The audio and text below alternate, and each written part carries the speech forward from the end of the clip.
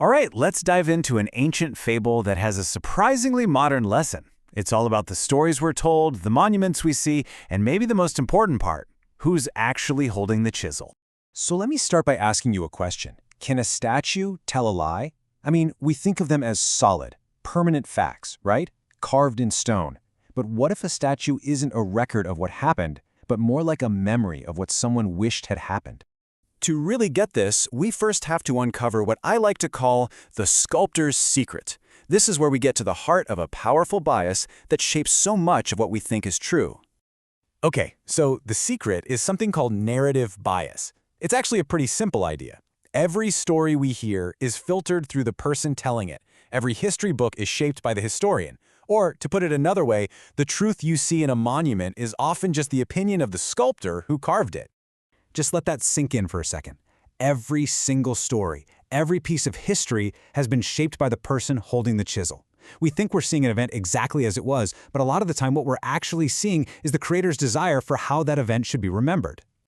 Now, theory is great, but let's see this whole idea play out in the ancient fable that got us started on all this, the lion and the man.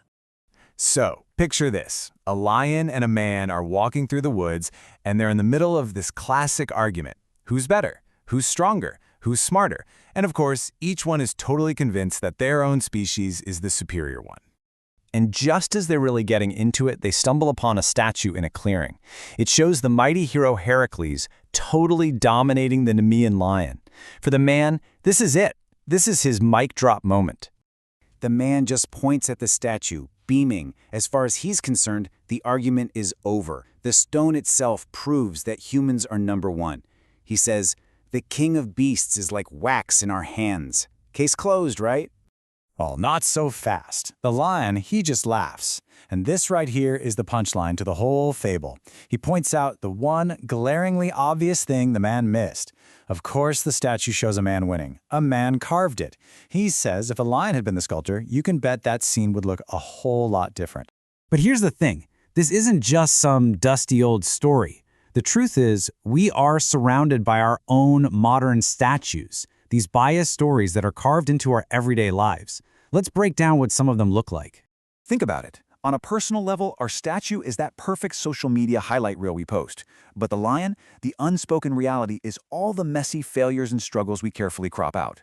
Or what about in an argument, when we use a mutual friend's opinion as our proof? We're ignoring the lion, that friend's own biases. And at work, a company's heroic mission statement is its statue, while the actual, messy feedback from the real world, well, that's the lion they'd rather not talk about. You see, the man's mistake was really simple. He confused a representation of reality with reality itself. He saw a picture of something and thought it was the thing. And that forces us to ask a really important question. Where are we doing that exact same thing in our own lives? So, how do we stop falling for this? How do we learn to see past all the statues and get a little closer to the truth?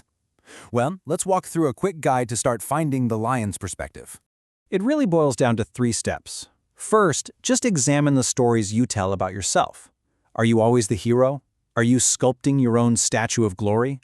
Second, question the statues that authority figures present to you. Ask yourself, who carved this, and what was their reason? And finally, step 3, try to see the lion's side of things. How would this exact same story be told if your biggest rival was the one telling? So let's wrap up with a few key lessons here. Remember, sometimes the loudest proof is the one with the most to hide. A statue isn't a fact, it's a wish frozen in time. Real strength doesn't need a monument to prove it exists. And maybe most crucially, the person who wins the argument is often just the person who gets to tell the story last. And that brings us to our final thought. The stone is silent and the sculptor is long gone. If you want to find the real truth, you have to look away from the monuments and toward the living, breathing lion right next to you. The real story isn't in the statue, it's out there, in the forest. So I'll leave you with this. What statues in your life might be worth taking a second look at?